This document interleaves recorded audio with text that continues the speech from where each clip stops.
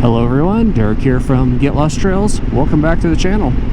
Today I'm coming to you from here at Green River, Utah. Not too far away from Moab, right by Interstate 70. If you happen to be here, you probably came here from Moab. Utah BDR Section 3 will bring you up here. Today we're going to ride Section 4 of the Utah BDR. Takes you from Green River up to Wellington. That's listed as 92 miles, 147 kilometers. There's an optional spur that takes you out to the Wedge overlook. That's 11 miles. Should be fun. I've never been on it before. It's a beautiful day here, first part of April. So, hope you enjoy the video. Thanks for joining me. Not a ton here in Green River, but there is gas, of course, some local motels, as well as some bigger chains. Some camping opportunities. There's free camping outside of town. Green River State Park is here just in town, basically. Alright, we do have to get on the interstate for a brief moment here, and then we'll be hopefully getting off the highway for the day. Just about 2 miles there on Interstate 70. Gonna jump off here really quickly, thankfully. I don't know if you could ride along the fence there. Some places are like paths beside the interstate. I didn't really see a well-defined one there, so I just jumped on the interstate, which is the route anyway. But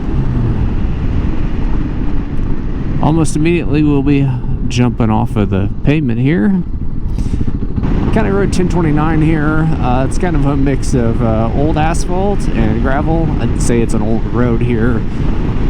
Kind of been abandoned, but parallels the interstate for a little bit, and then eventually we'll get off into the more remote backcountry of the route here. Yeah, not long at all. A few minutes really, and we were kind of peeling away from the interstate. Honestly, the first part was a little boring, but not everything can be super exciting. Sometimes you just got to get places. Going through it here pretty good. In fact, just missed my turn there. Not the first time that'll happen today.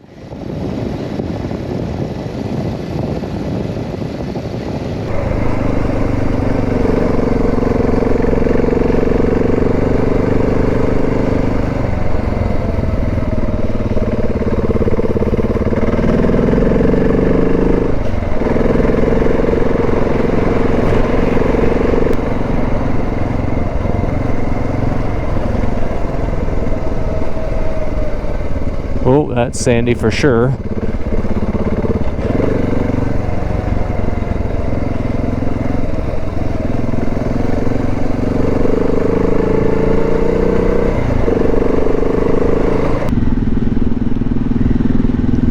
Now this could be a little sandy. It is a little sandy, but it's not bad at the moment anyway.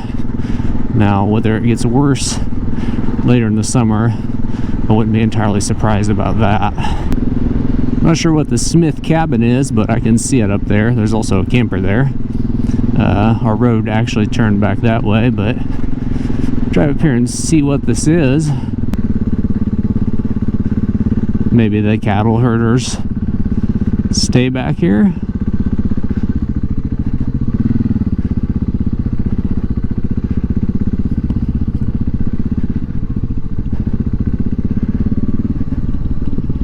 Anyway, that's what's left of the Smith cabin anyway. Probably a historic ranch here, I'm guessing.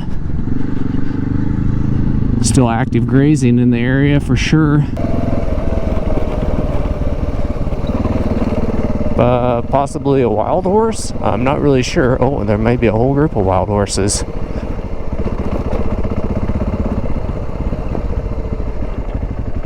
And this is sandy.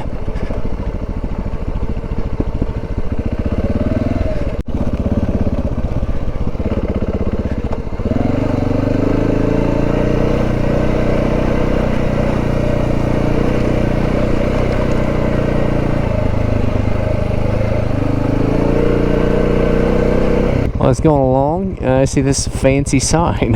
Like, this is out here in the middle of nowhere. But it does have some interesting history. This is part of the old Spanish National Trail, and Idle Rock is quite a long ways away from here. I have no idea if I'm even pointing at it correctly for the camera, but you can probably see it better in the picture over here on this very faded information panel. But yeah, some interesting history out here.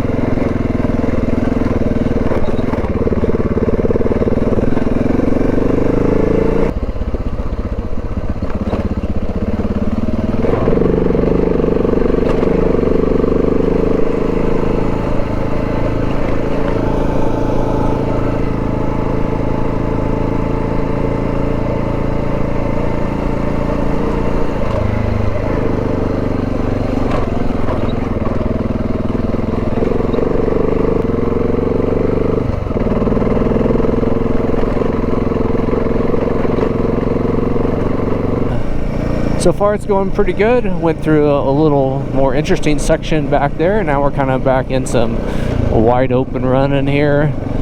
Road smoothed out a little. Still some sandy sections, still some rocky sections. Pace is picked back up some.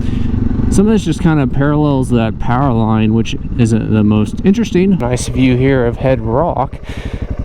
Again, another one of those landmarks for the Spanish Trail.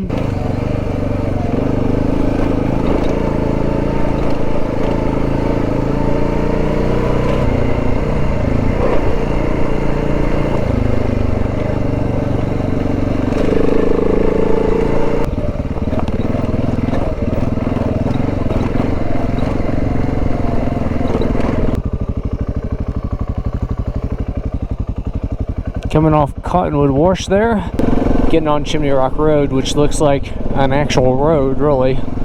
Another section here that wasn't super exciting, but it's nice to have some easy riding now and then and some opportunity to make some time.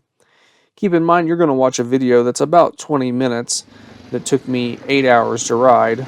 Definitely longer than I expected, but in all fairness, I made 3 side trips.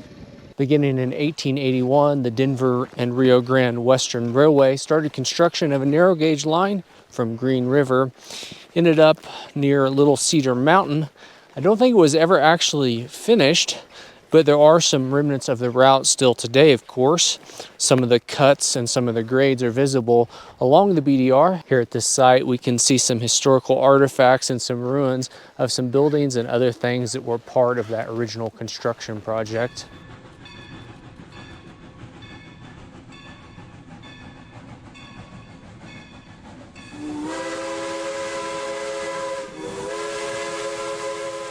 Well, that was a fun little stop. Some neat historical information and artifacts there.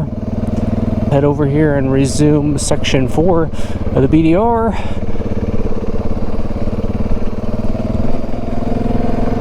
You can see some of the grade right there. Of course, it would have had something across that wash, but maybe it was never constructed.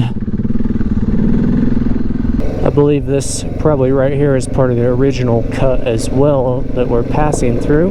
Getting back to the good road here on course, she says. I think our next stop will probably be at the Little Grand Canyon area, as it's commonly referred to. I believe it's really called the Wedge.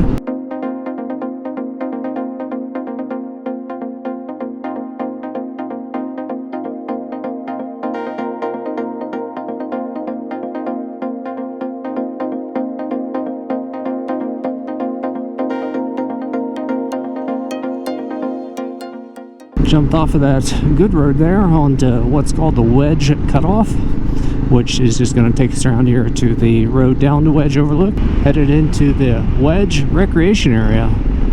Not sure what all that entails, but I just wanted to go down here and have a look. Wow.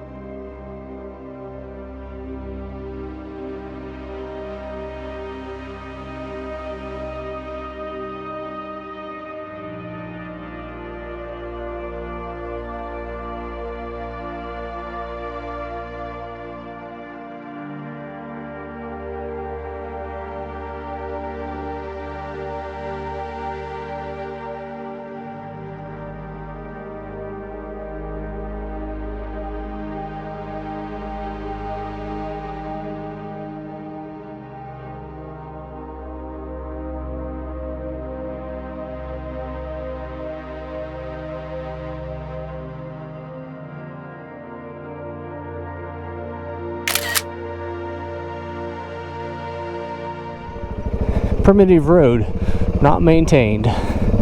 So of course, if you don't want to deal with this primitive road, you can go right back out the way we came in. This makes a little loop and then reconnects us back around there and heads out. This is very cool. I spent a lot of time there. Luckily, I was able to get a little flying in before the wind got quite so bad.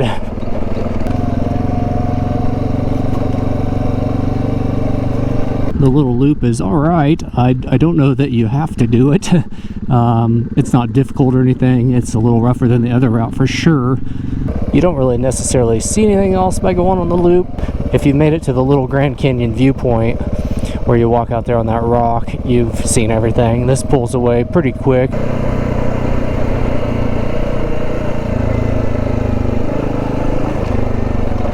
Still working our way back to connect with the main road here that brought us into the Wedge. Definitely enjoyed it. That's like an optional extra of the BDR. I mean, for me, that I'm sure that's gonna have made this whole section worthwhile. I can't imagine skipping that. I mean, even if I wasn't gonna ride the BDR, if I didn't know that was there, I made a trip back here just to see that. And I'm sure there's faster ways to get back there to see it than to ride this whole section. Back on the main BDR route here. This is Wedge Overlook Road, I guess. It's very well packed. Coming up to the visitor center. I'm not sure if it's open. Actually, I'm sure it's probably not open. But I thought I would just run in here and have a quick look at the information. So I'm not exactly sure where we came up through there from Green River, but we're there now. We've been out to the Wedge Overlook. I don't know if these were on my way, but if they were, I missed them. I'm not sure what Swinging Bridge is either, but I'm sure it's cool. Anyway, we're working up here towards Wellington, so somewhere there's some roads that probably aren't on this map. There from that visitor contact station, it's 12 miles to pavement to the west, or 30 miles to pavement to the east. But we will stay on the BDR route, Buckhorn Flat Road, which is a very nice packed dirt road at the moment, so should be easy sailing. We'll see what it's like going into Wellington though. Well, I was enjoying my smooth sailing so much. I missed a turn, and it's weird. I drove a little ways past it, and my Garmin didn't even tell me that I am off route, even though I'm definitely off route. Yeah. Now my Garmin is telling me I'm off course as soon as I turned around. Yeah, you can see why this would be easy to miss, because I didn't even know there was a road here. But it's called Buckhorn Draw Road on my Garmin.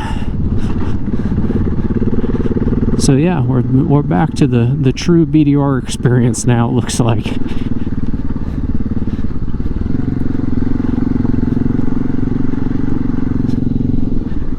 Where does it go?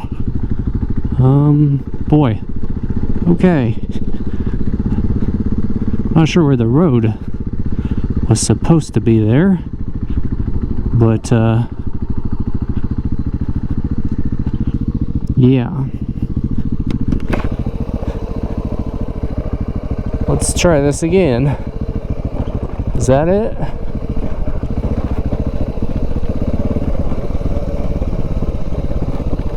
Oh, I wouldn't have thought this would be so complicated.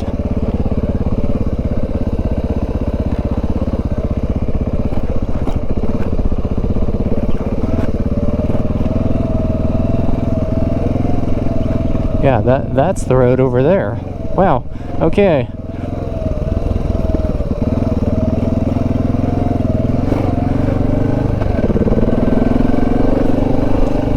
Now we're on it. Wow. I gotta start paying better attention. Well, after as nice as that other road was, this is a little snap back to reality there. They've had a dozer back in here. I don't know if they've been doing repairs or what, but yeah, this is definitely more of a true BDR experience than that interstate type gravel road I was on. Road carries on just kind of like this for a while. Conditions don't vary too much. Definitely has the potential to be particularly sandy, I think. Right now, it's fine. I had no trouble, and it's held together with enough moisture. But as the heat of the summer increases and the weather dries up, I'm sure this could get a lot more difficult through here and along the route in general. So keep that in mind.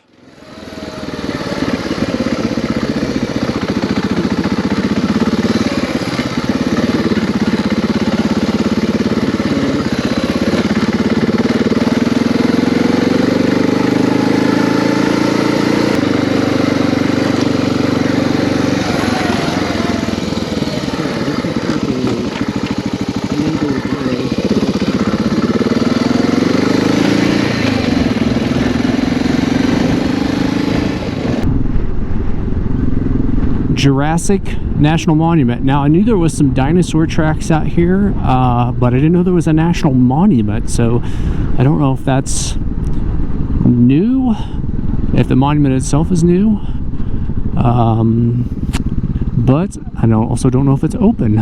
Didn't think it would have hours, but it's open from 10 to 5, Thursday through Sunday. That is today. Jurassic National Monument is operated by the Bureau of Land Management. You may also see this referred to as Cleveland-Lloyd Dinosaur Quarry, which is contained within the monument. Admission is $5 per person, but if you have an America the Beautiful Interagency Pass, that will get you in for free. The visitor center here has some pretty neat displays, including this actual dinosaur bone, which you are allowed to touch. There are several other bones on display in the museum, mostly which are reproductions of bones that were actually found there on site. You can head outside and take a walk around. There is a 1-mile walking path, which I didn't do because it was getting close to closing time and I didn't really want to do it anyway. But you can make the short walk over to these buildings. Now, while the bones in the visitor center are mostly reproductions, you can see very real bones here at this dig site. We've got the Allosaurus upper leg, the femur. I have no idea what that is, but it's obviously some sort of bone. Some vertebrae over there.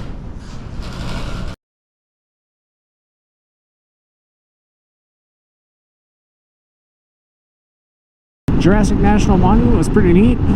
Headed on to Wellington here. Well, probably the fastest way to Wellington is to go straight there, but that's not the BDR route, so I'm gonna hang to the right here. See where this takes us, I guess.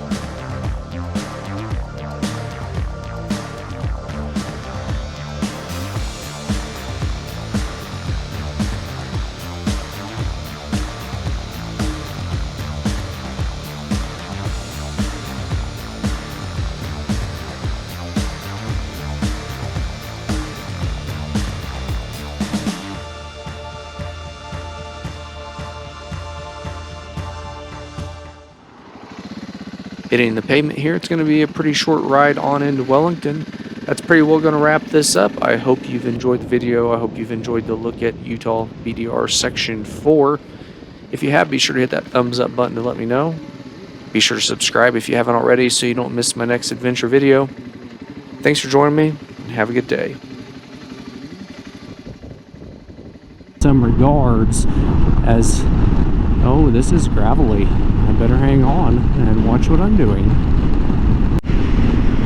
Passing through the early Cretaceous period, I think that's it, 125 million years ago. This is fucking exciting.